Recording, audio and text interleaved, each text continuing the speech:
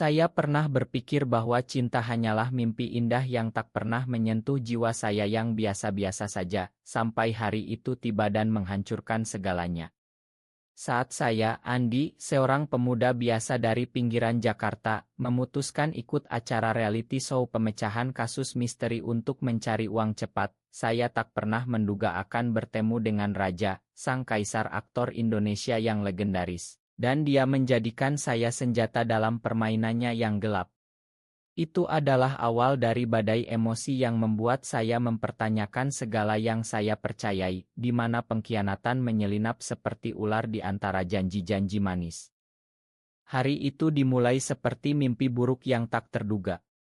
Saya berdiri di depan gedung produksi di kawasan Sudirman, jantung Jakarta yang sibuk, dengan tangan gemetar memegang surat undangan. Andi Pratama, selamat. Anda terpilih untuk Misteri Tersembunyi, acara yang akan mengubah hidup Anda, begitu bunyi email itu. Saya, seorang barista kai kecil di Kemang, tak punya pengalaman apa-apa selain membaca novel detektif di waktu senggang. Mengapa saya? Pikiran itu berputar-putar di kepala saya seperti roda gila. Apakah ini kesempatan emas atau jebakan? Saya tak tahu, tapi utang keluarga yang menumpuk membuat saya tak punya pilihan.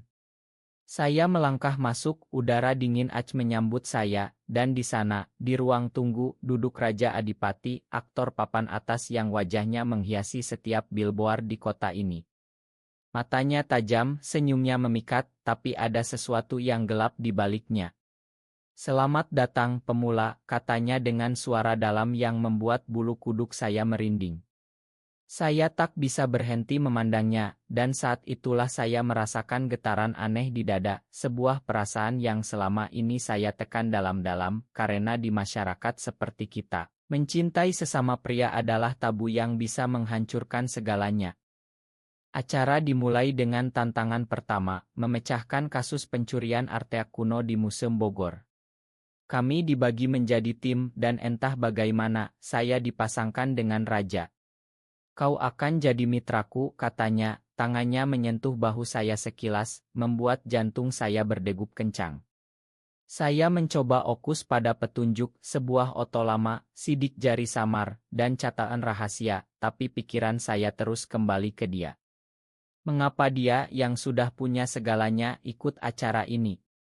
Di malam pertama, saat kami berdiskusi di hotel mewah di puncak, dia membuka sedikit tentang dirinya. "Hidupku seperti sandiwara, Andi. Semua orang melihat glamor, tapi di baliknya, ada luka yang tak pernah sembuh." Kata-katanya menyentuh hati saya, dan untuk pertama kalinya, saya berbagi tentang masa kecil saya di desa kecil di Jawa Barat, di mana ayah meninggal karena kecelakaan, meninggalkan ibu dan adik-adik yang bergantung pada saya. "Kau kuat," gumamnya, dan mata kami bertemu dalam diam yang penuh arti. Tapi di dalam hati, saya bertanya-tanya, apakah ini awal dari sesuatu yang indah, atau hanya ilusi? Semakin dalam acara berjalan, semakin jelas bahwa Raja punya agenda sendiri. Di tantangan kedua, di Pantai Bali yang indah, kami harus menyusuri jejak pembunuhan Ikti. Raja memimpin dengan karisma alaminya, tapi saya perhatikan dia sering menelepon seseorang secara diam-diam. "Siapa itu?" tanya saya suatu malam, saat kami duduk di balkon menghadap samudra. Dia tersenyum pahit. "Musuh lama, Andi. Jangan khawatir." Tapi kekhawatiran itu tumbuh seperti rumput liar di jiwa saya. Saya mulai merasakan tarikan emosi yang kuat, cinta yang tak diinginkan yang membuat saya gelisah setiap malam. "Mengapa aku merasakan ini?" gumam saya pada diri sendiri di cermin kamar mandi. "Dia pria, aku pria, dan masyarakat akan menghakimi." Tapi setiap sentuhan tangan, setiap tatapan, membuat dinding itu runtuh. Di puncak tantangan, kami menemukan bukti yang mengarah pada peserta lain, tapi Raja memanipulasi saya untuk menuduhnya, dan tim kami menang. "Kau hebat," katanya, memeluk saya singkat, dan saat itu, saya jatuh cinta sepenuhnya. Namun, keraguan mulai muncul. Di Jakarta lagi untuk tantangan ketiga, sebuah kasus spionase di kawasan bisnis Tanah Abang. Raja mulai meminta bantuan saya di luar acara, mengambil oto dokumen, mendengarkan percakapan. Ini untuk kebaikan kita, katanya. Saya patuh karena cinta membuat saya buta. Tapi di dalam konflik batin bergolak. Apakah aku hanya alat baginya? Atau ini cinta sejati? Setiap malam, saya berjuang dengan diri sendiri, mengingat norma-norma yang diajarkan keluarga, pria harus mencintai wanita, titik. Tapi raja membuat saya merasa hidup. Suatu hari, saya menemukan pesan di ponselnya yang tertinggal, gunakan pemuda itu sebagai senjata melawan dia. Hati saya hancur. Siapa dia? Mengapa saya? Pengkhianatan itu seperti pisau yang menusuk dalam. Konflik itu semakin dalam, menyiksa jiwa saya seperti badai tropis yang tak berhenti. Saya mencoba konfrontasi raja di kamar hotel setelah tantangan, tapi dia hanya tersenyum dan menarik saya ke pelukannya. Percayalah padaku, Andi. Ini semua untuk masa depan kita. Kata-katanya manis, tapi racunnya meresap pelan. Di tantangan keempat, di hutan Sumatera yang lebat, kami harus memecahkan misteri hilangnya penjelajah. Di sana, jauh dari hiruk-pikuk kota, emosi kami meledak. Aku mencintaimu, gumamnya di bawah cahaya obor, dan saya membalas ciuman yang penuh gairah, bukan yang vulgar, tapi yang penuh jiwa, seperti dua hati yang akhirnya bersatu. Tapi di dalam, saya berteriak, ini salah. Masyarakat akan membenci kita. Konflik batin itu semakin kuat, membuat saya tak bisa tidur, mempertanyakan identitas saya sendiri. Kembali ke Jakarta, rahasia raja mulai terkuak. Saya diam-diam mengikuti dia ke sebuah pertemuan di kai tersembunyi di Menteng. Di sana, dia bertemu dengan produser acara, yang ternyata musuh bisnisnya. Pemuda itu akan jadi kunci untuk menghancurkannya, kata raja. Saya mendengarnya sendiri, dan dunia saya runtuh.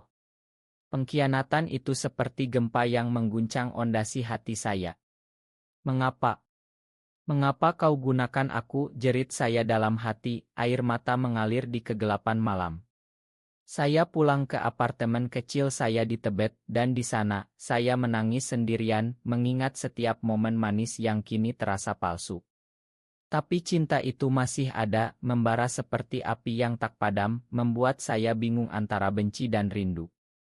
Di acara selanjutnya, di Yogyakarta dengan kasus hantu keraton, saya mencoba menjauh dari raja. Tapi dia mendekat, memohon maaf dengan mata basah. Aku tak punya pilihan, Andi. Masa laluku gelap, aku dikhianati oleh orang yang kucintai dulu, dan sekarang aku balas dendam.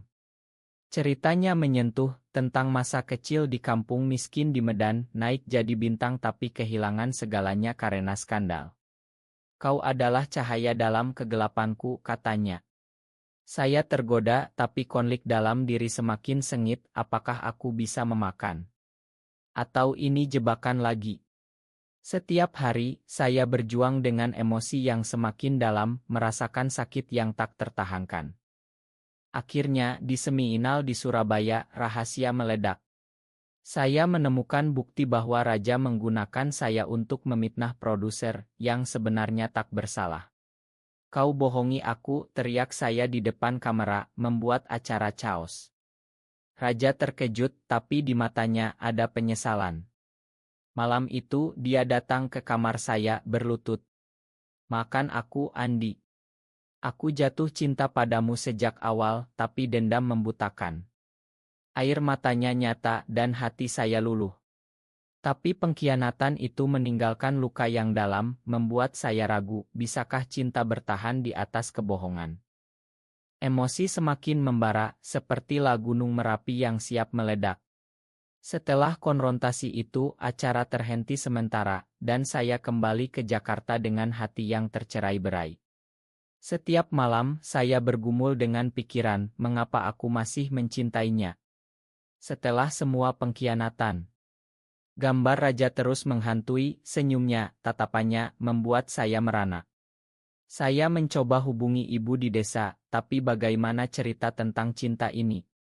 Di Indonesia, di mana tradisi kuat, ini bisa jadi aib keluarga.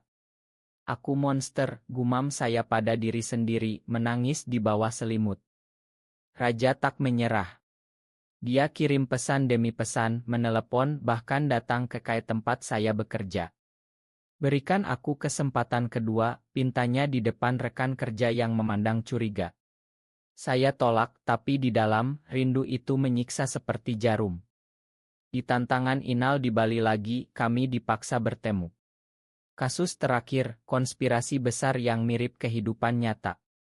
Di sana, Raja ungkap semuanya, dulu dia dikhianati oleh mantan kekasih yang adalah produser, yang menghancurkan karirnya dengan rumor palsu tentang orientasi seksualnya. Aku tak mau kau alami hal sama, katanya dengan suara pecah. Emosi saya meledak, tapi kau gunakan aku. Kau jadikan aku senjata. Kami berdebat sengit, air mata mengalir, dan di puncaknya, saya akui aku mencintaimu, tapi sakit ini terlalu dalam. Malam itu, di Pantai Kuta, kami duduk berdua. Raja cerita tentang perjuangannya sebagai gay di industri hiburan Indonesia, di mana segalanya harus disembunyikan. Aku lelah berpura-pura, katanya. Saya bagikan luka saya sendiri, tekanan masyarakat, rasa malu yang selama ini saya pendam. Kita sama, Andi. Kita bisa saling menyembuhkan. Kata-katanya menyentuh jiwa, tapi konflik batin semakin hebat, apakah ini layak? Atau aku akan hancur? Saya tidur dengan mimpi buruk, membayangkan masa depan yang gelap. Keesokan harinya, acara mencapai klimaks. Kami pecahkan kasus bersama, tapi di akhir, Raja umumkan mundur dari industri untuk hidup bebas. Ini untukmu, Andi, katanya di depan kamera. Dunia heboh, skandal meledak, dan saya jadi pusat perhatian. Di dalam, emosi bergolak seperti ombak, bangga, takut, cinta. Apakah ini akhir atau awal? Sakit hati semakin menusuk, seperti duri yang tak bisa dicabut. Setelah acara berakhir, saya hindari Raja, pindah ke apartemen baru di Bogor untuk menyendiri. Setiap hari, berita tentang dia memenuhi media, kaisar aktor mundur karena cinta terlarang. Saya baca sambil menangis, mengingat setiap momen. Mengapa kau lakukan ini, jerit saya pada angin. Konflik dalam diri mencapai puncak, cinta realita, di mana masyarakat Indonesia masih sulit terima hubungan seperti kami. Saya hubungi teman lama, tapi tak bisa cerita sepenuhnya, hanya bilang aku hancur. Raja tak berhenti. Dia datang ke Bogor, berdiri di depan pintu dengan bunga dan surat. Aku menyesal, Andi. Pengkhianatan itu karena ketakutan, tapi sekarang aku siap hadapi dunia bersamamu.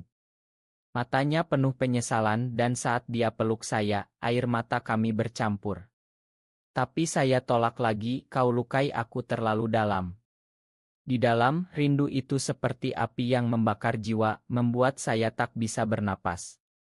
Setiap malam, saya berdoa, mempertanyakan Tuhan, mengapa kau ciptakan perasaan ini jika harus disembunyikan. Akhirnya, di sebuah kai kecil di Bogor, kami bertemu secara kebetulan. Debat sengit terjadi lagi, tapi kali ini, Raja ungkap bukti bahwa produser memang jahat, dia punya rekaman yang membuktikan. Aku salah gunakanmu, tapi niatku melindungi. Emosi meledak, saya teriak, cinta bukan alasan untuk bohong.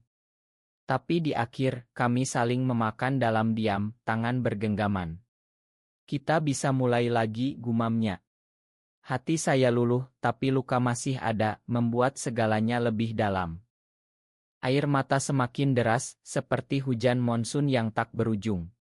Saya putuskan kembali ke Jakarta, bertemu Raja di Taman Monas.